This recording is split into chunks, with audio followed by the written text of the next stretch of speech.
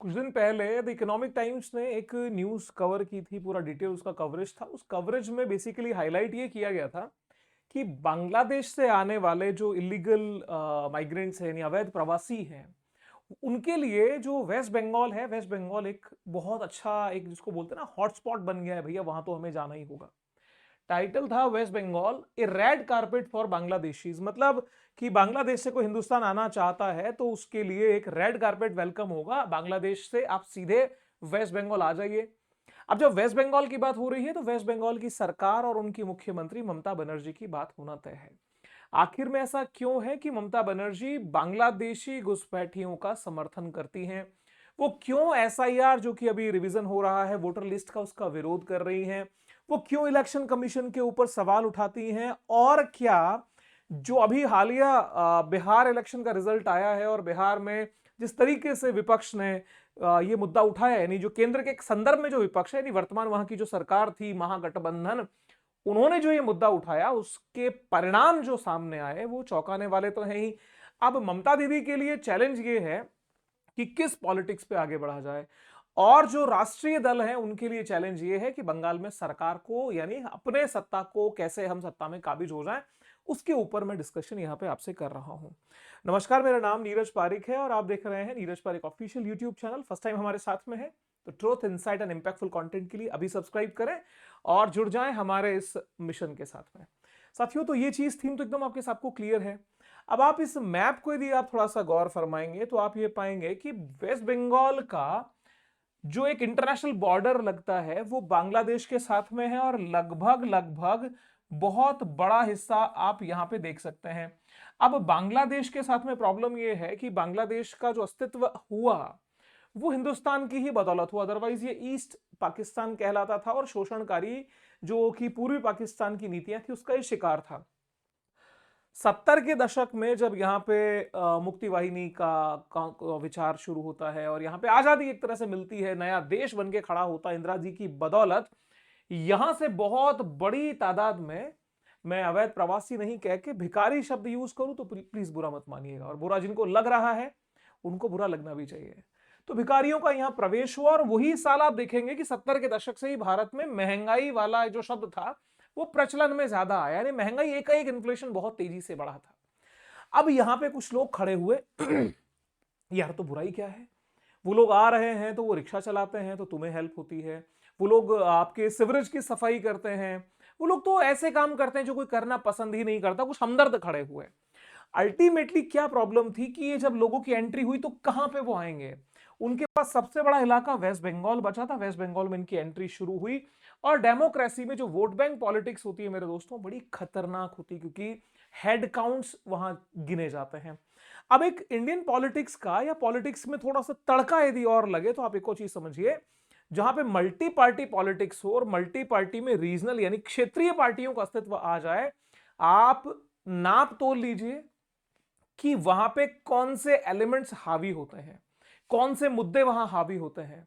जिस समय पे रीजनल पार्टियों का अस्तित्व जहां जहां बढ़ा है, वहां पे क्षेत्रीय मुद्दे हावी हुए हैं, राष्ट्रीय मुद्दे गौण हुए हैं, और वही सारे इलाके जो क्षेत्रीय पार्टियों के प्रभाव में रहे, कहीं ना कहीं विकास की दौड़ में पीछे छूटे हैं। इसलिए आवश्यकता इस बात की भी है कि मुद्दे राष्ट्रीय हो, पार्टियां राष्ट्रीय हो, उनके लक्ष्य जो है थोड़े बड़े लेवल पे काम करें, तो कम से कम एक जो हमारा एक यूनिटरी सिस्टम के ऊपर जिस तरह से हम चलते हैं, एक जो संघात्मक व्यवस्था, इंडियन संघात्मक व्यवस्था विशेष रूप में, बिकॉज यूनियन ऑफ स्टेट है हम, ठीक है, राज्यों का संघ है, हम उस फेडरल सिस्टम को नहीं जी सकते, तो केंद्र की ताकतें निश्चित रूप से कुछ ज्यादा हैं। अब यहां पे जब माइग्रेशन की बात आई तो उसको कुछ लोगों ने रिलीजियस एंगल से देखा। ऐसा तो नहीं है, हिंदुस्तान के अंदर सभी लगभग धर्मों के लोग रहते हैं, और मुस्लिम जो वर्षों से भारत में रहते आए, आसाम का आप ये देखिए न्यूज में कवर हुआ था, Assam is not a dumping ground for foreigners. मतलब क्यों आसाम की बात आई यहां पे, ये भी देखो कि बंगाल से निकल के आप जाएंगे तो ये ब्रह्मपुत्र और ये सारा इलाका आसाम का ही आता। आसाम में भी डेमोग्राफिक चेंजेस बड़ी तादाद में हुए हैं, और जो वहां पे स्थानीय लड़ाइयां हुई हैं उन सब का कारण बांग्लादेश कहीं ना कहीं रहा है। अब बात ये आती है कि भाई आखिर में एंट्री दी क्यों गई? दी इसलिए गई क्योंकि वोट बैंक की पॉलिटिक्स है, वोट बैंक के अलावा कुछ है नहीं। अब यहां पे एक तरह से कहीं आग में घी, जले पे नमक, करेला पे नीम चढ़ा, वो सारे बंटाढार करने का काम किया सर आधार कार्ड ने। आधार कार्ड की उपयोगिताएं बहुत ज्यादा हैं। आधार कार्ड के आने के बाद में हमारा यूपीआई उससे इनेबल हुआ, बैंक अकाउंट से उसको कनेक्ट किया गया, बहुत सारी चीजें हुई, लेकिन उसको बनाने में जो कंट्रोल करना था वो नहीं रह पाया। जी न्यूज ने इसको कवर किया था, 20 रुपए में आधार कार्ड। और ये सच्चाई है, आप चाहे इस बात के पक्ष में हो कि भैया इलीगल माइग्रेंट्स को बाहर भेजना चाहिए, या इस बात के विपक्ष में हो कि नहीं जी क्यों भेजना चाहिए, उनको रखिए यहां पे, हमारे भाई हैं, वोटर हैं हमारे। तो एक बात तो सोचनी पड़ेगी ना ईमानदारी से कि आधार कार्ड फर्जी बनने में कितना समय लगता है। बहुत बड़ी तादाद में, इसको हम स्कैंडल कहें तो कम नहीं, और ये इससे बड़ा राष्ट्रद्रोह कुछ हो नहीं सकता कि अवैध बांग्लादेशियों ने जितनी तादाद में हिंदुस्तान में अपने आधार कार्ड बनाए, सुविधाएं सरकारी उठाई, क्योंकि भिखारियों के पास, उनके पास था क्या, भारत की सरकार ने जो सुविधाएं दी, फिर वो चाहे राशन है, फिर वो चाहे हेल्थ का मैटर है, सब जगह ये एंट्री ले गए। और अल्टीमेटली हक किसका मारा गया? हक मारा गया हिंदुस्तानियों का, हक मारा गया मेरे भाइयों का। पराए आके खा गए, लेकिन सरकारें क्यों नहीं चाहती? क्योंकि उनको वोट चाहिए। आप आश्चर्य मानिए, जब मुद्दा आ रहा था रोहिंग्यास का, मैं बात करूंगा आगे, रोहिंग्याओं के सपोर्ट में लोग खड़े हो गए। ह्यूमन राइट्स आपको सिर्फ यही नजर आता है क्या? बहुत सारे और मुद्दे ह्यूमन राइट्स के हो सकते हैं, लेकिन देश के संसाधन के ऊपर किसी दूसरे का हक कैसे हो सकता है? और जो लोग कॉन्स्टिट्यूशन की दुहाई देते हैं, उनसे एक सवाल है, उनको एक सलाह है। कॉन्स्टिट्यूशन में आर्टिकल 5 to 11 आप जाइए, संविधान का भाग 2 ये कहलाता है, वहां पे नागरिकता के प्रावधान है, उन फॉलो करिए, नागरिकता लीजिए, वोट दीजिए, हिंदुस्तान के शहरी बनिए, नागरिक बनिए। लेकिन डंकी रूट से एंट्री करना और हिंदुस्तान को बर्बाद, इस आधार कार्ड के ऊपर आप चावल के लिए घुस रहे हो यार, शर्म की बात है। सरकार ने इसके अगेंस्ट में कुछ स्टेप लिए। जिस समय पे एसआईआर की बात शुरू हुई, बंगाल एक्चुअली इसका हॉटस्पॉट बन गया, बिकॉज मार्च 2026 में यहां चुनाव होने वाले हैं। अब चुनाव में भाजपा ये कह रही है कि भैया 1 करोड़ इलीगल वोटर्स हैं, और बीजेपी ये चाह रही है कि एसआईआर जो है वो बंगाल में होना चाहिए। अब यहां पे बहुत सीधी सी बात समझिए, एक कहावत है, चोर की दाढ़ी में तिनका, ठीक है? मुद्दा यह है कि 1 करोड़ की जगह अगर मैं कहूं जी नहीं ये 5 करोड़ है, नीरज पारिक कह रहा है, अगर मैं कहता हूं 5 करोड़ इलीगल वोटर्स हैं, तो किसी को प्रॉब्लम होनी नहीं चाहिए। मैं तो ये चाहता हूं ना कि एसआईआर हो जाए। अब एसआईआर में अगर मैं लीगल वोटर हूं तो मुझे प्रॉब्लम ही क्या है? अगर वोटर लिस्ट रिवाइज हो जाए तो प्रॉब्लम ही क्या है? कारण यह है, अभी कुछ देर पहले बीएलओ तो मेरे घर भी आए थे, मैंने तो डॉक्यूमेंट्स आज ही दिए हैं, मेरी फोटो भी अपडेट हो गई, कहां वो 10 साल 15 साल पुराना फोटो था, आज एक नया फोटो लग गया है। तो बुराई वाली बात नहीं है, लेकिन सर इससे प्रॉब्लम वाला तो कोई इशू है ही नहीं, क्योंकि इलीगल डिमांड नहीं है और ये वास्तविकता है। अब 1 करोड़ इलीगल वोटर है सर, पॉपुलेशन क्या होगी आप जरा सोचिए, बिकॉज 18+ को वोट का राइट है। अब यहां पे 1 करोड़ का आरोप है, हो सकता है 10 लाख हो सकता है 1 लाख हो सकता है 1000 हो, बाहर निकालने में कोई प्रॉब्लम नहीं होनी चाहिए। लेकिन सर ममता दीदी को समस्या है, Mamata wants against voter list changes. भैया वोटर लिस्ट में चेंज नहीं करोगे, और प्रेस कॉन्फ्रेंस की है, इलेक्शन कमीशन को गालियां दी हैं, और उसके साथ में केंद्र सरकार को बड़ा भला बुरा कहा। देखिए विरोध करना विपक्ष का हक है, विरोधी पार्टियों में नहीं होगा तो लोकतंत्र विरोध की स्पेस तो हमेशा रहता है, लेकिन बात यह है कि आप विरोध कर किस चीज कर रहे हो? कारण यह है कि ममता दीदी की बहुत बड़ी तादाद में वोट बैंक बांग्लादेशी अवैध प्रवासियों की है। अब एक सवाल उठेगा कि मैं ये बात किस बेस पे कह रहा हूं? मैं ये बात इस बेस पे कह रहा हूं क्योंकि एसआईआर का विरोध कर रही है। यदि एसआईआर का विरोध कर रही हैं, इसका मतलब वोटर लिस्ट में आप चेंज नहीं चाहते, कारण की जो करंट वोटर लिस्ट है वो आपको फेवर करती है। अगर मेरे पास में डॉक्यूमेंट अच्छे हैं और मैं अगर आपका वोटर हूं या नहीं हूं, बंगाल का वोटर हूं, मैं मेरे डॉक्यूमेंट दे दूंगा, मुझे कोई प्रॉब्लम नहीं है, सांच को आंच नहीं होती। लेकिन डेमोक्रेसी का ये एक विभत्स रूप है, प्लेटो तो उसको सबसे गंदा तंत्र के रूप में उसने माना है कि यहां पे सिर काउंट किए जाते हैं। अब साहब मैडम ने इसका विरोध करना शुरू कर दिया। आप अगर थोड़ा सा बैकफुट पे जाके देखें तो ये भी पाएंगे, देखो रैलियां की हैं वो सब है, लेकिन थोड़ा सा आप आइए पीछे। पीछे कहां? बिहार इलेक्शन में महागठबंधन जब खड़ा हुआ तो इन्होंने, देखिए ये लालू यादव जी की बेटी हैं, लिखा है एसआईआर के नाम पे वोट चोरी नहीं चलेगी, अपनी पसंद का वोटर जोड़ना बंद करो, जो ना पसंद उसका वोट काटना बंद करो। मतलब इनका यह आरोप है कि एसआईआर जब आप करेंगे तो आप क्या करेंगे, आप अपनी पसंद के वोटर का नाम जोड़ देंगे, और जो आपको पसंद नहीं है उनका वोट काट देंगे। अब ये नैरेटिव जब चलाया गया, राहुल गांधी जी ने बड़ी ही डीप रिसर्च के साथ में प्रेस कॉन्फ्रेंस भी की थी, वोट चोरी का मुद्दा हुआ था और इतने कमेंट हमारे वीडियोस पे थे इस मुद्दे को लेके कि भाई सब कुछ है, वोट चोरी पे क्यों नहीं बोलते, वोट चोरी पे क्यों नहीं बोलते। अरे क्या बोलना, आप बात को समझिए, रिजल्ट ने सब बता दिया। यहां पे वोट चोरी की बात आपने बिहार इलेक्शन में नैरेटिव सेट किया और कहा कि एसआईआर हो रहा है, वोट चोरी की जा रही है। जनता को फर्क ही नहीं पड़ा। फर्क जिन्हें पड़ा वो वोट देने गए ही नहीं। क्यों नहीं गए? क्योंकि वोटर लिस्ट में उनका नाम था ही नहीं, कोई विरोध नहीं, कुछ नहीं, कोई जनता रोड पे नहीं आई। ये तो ये भी बोलते थे कि हाहाकार मच जाएगा, हम यहां पे नेपाल बन जाएगा हिंदुस्तान, ऐसा होगा, क्या धमकियां दी जा रही थी। परिणाम आपके सामने है। इनके आरोप बिल्कुल बेबुनियाद थे, क्योंकि जो वोटर है जिसके पास में 2002 की वोटर लिस्ट है, उसके फादर मदर का नाम, क्योंकि यार होगा ही ना, वो दिखाएगा, नाम जुड़वाएगा, वोट देगा। पर प्रॉब्लम ये थी कि अपीजमेंट पॉलिटिक्स को यहां पे एक तरह से आग में डाल दिया गया। इनको प्रॉब्लम खड़ी हुई। अब तनाव में ये भी है, यूपी इलेक्शन आने वाले हैं। अब यूपी इलेक्शन आने वाले हैं और आप समझ रहे हैं ना क्या समीकरण ये लोग बनाए थे, वो चीज है। यहां पे मीसा भारती ने, बाकी सबको तो जवाब यहां मिला ही है। तो जोड़ी महागठबंधन का जो प्रचार का एग्रेशन था वो भी बड़ा जबरदस्त था, लेकिन मामला थोड़ा डाउनफॉल पे गया।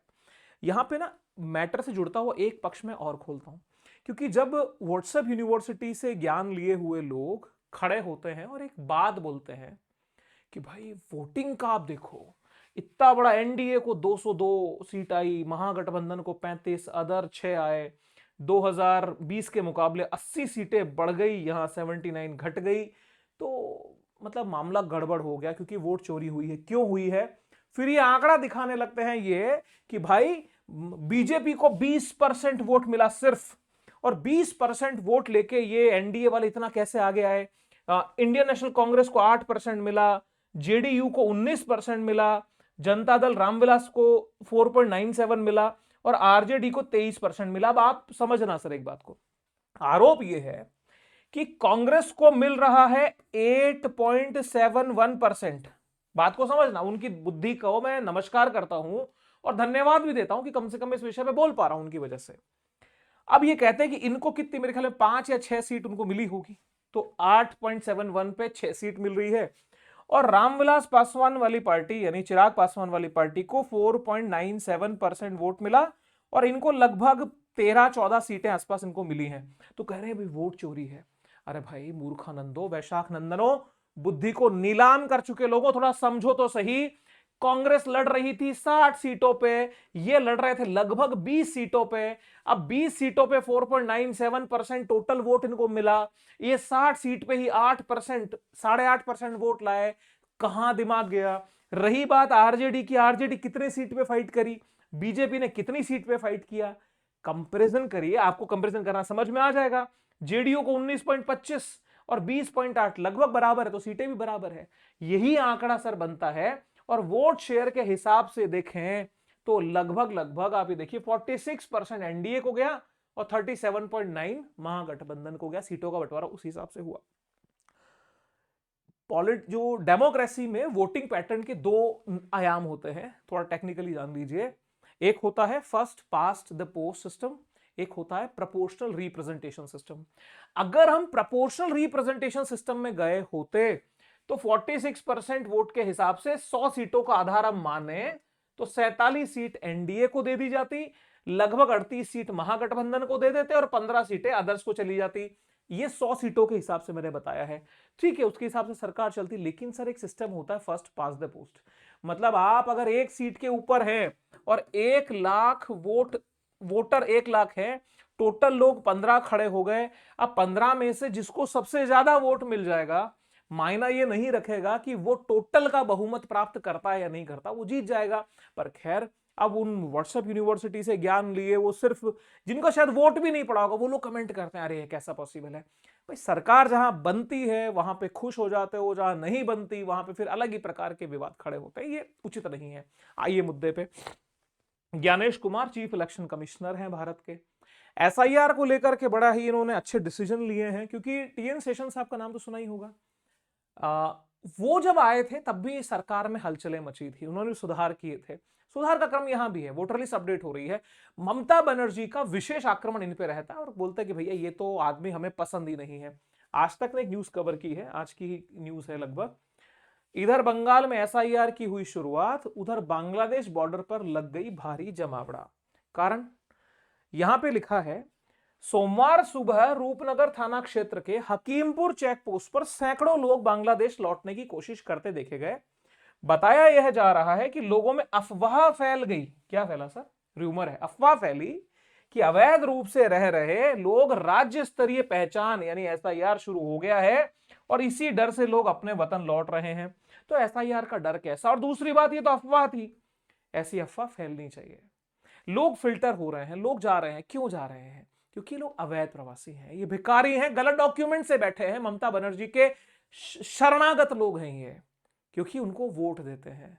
अब वोट दें वो तो भैया कौन सुनेगा उनको? उनको पसंद वही है, डेमोक्रेसी में सारा लालच सत्ता का है। और बंगाल बचना चाहिए अवैध प्रवासियों से। अब यहां पे ये लोग क्या कर रहे थे सर? अवैध ये प्रवासी थे, मजदूर के रूप में काम कर रहे थे। मतलब कोई रिक्शा चला रहा था, कोई कंस्ट्रक्शन लाइन में था, कोई भट्टे पे काम करने वाले मजदूर थे। अधिकांश लोग बांग्लादेश के सतखीरा और खुलना जिलों के निवासी थे। उनमें से कई ने यह भी स्वीकार किया कि वे वर्षों पहले अवैध तरीके से भारत में घुसे थे, यहां के झुग्गियों और कस्बों में अपने परिवारों के साथ रह रहे थे। मेरे साथियों, कितने मुद्दे ऐसे होते हैं, आप एक थोड़ा नोटिस करिएगा, जहां कहीं भी कोई क्लैश डेवलप हुआ धार्मिक स्तर का, उसके पीछे लगभग पूरी संभावना रहती है कि वो बांग्लादेशी या रोहिंग्या प्रवासियों की वजह से ऐसा होता है। क्योंकि जो पीढ़ियों से मुस्लिम परिवार, हिंदू परिवार साथ रहते आए हैं, हमारे नेबर भी हैं, हमारे मित्र भी हैं, उनके त्योहार में हम, हमारे त्योहार में वो, कहीं कोई प्रॉब्लम नहीं। लेकिन जब ये सिरफिरे भिखारी प्रवेश किए, इन्होंने यहां क्या काम किया? आज यहां के मुस्लिम को पता है कि किसी हिंदू के लिए गौ का, गाय के प्रति उसका क्या सेंटिमेंट है। ये क्या जानेंगे? इनके लिए वही चीज है, दंगे फसाद करना, अवैध जो है वो कब्जे कर लेना, गौकशी करना, ये सारे के सारे, चोरी करना, डकैती डालना, ये बच्चों को अगवा करना, ये सारे काम में संलिप्त हैं। अब यहां पे कुछ लोग खड़े हो जाएंगे इनके ह्यूमन राइट्स के लिए कि भैया प्रवेश कर गए यहां, तो बहुत सारे इंटरनेशनल फिर जो संधियां हैं, जो कुछ जो स्टैट्यूट्स है, उनका हवाला देने लगते हैं। भैया इन सब बातों से कुछ नहीं होता। बॉर्डर पे भारी जमावड़ा है, सारी खबर आपने यहां पे पढ़ ली है। लोग तो कलकत्ता से भी आए हैं और वो सारी सुविधा भी ले रहे थे।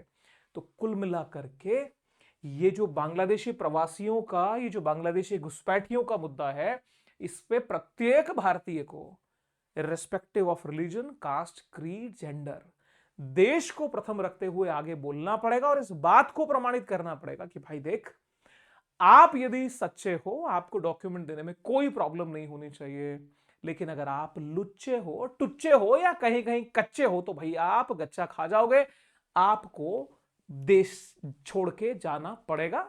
वोटिंग में आपका कोई शेयर नहीं होगा। और विश्वास करिए, यदि वोटिंग वोट से इनको बाहर कर दिया जाए, ये हो जाएगी भैया, ये 1 करोड़ लोग हैं, हिंदुस्तान में रहते हैं, लेकिन इनको वोटिंग राइट नहीं है, कोई पॉलिटिकल पार्टी इनको टुकड़ा डालना बंद कर देगी, कुत्ते को कोई रोटी नहीं मिलेगी। कारण क्योंकि यूटिलिटी खत्म हो गई, और यूटिलिटी नहीं है तो उसको ग्रैबेज मान के हर पॉलिटिकल पार्टी लात मार देगी।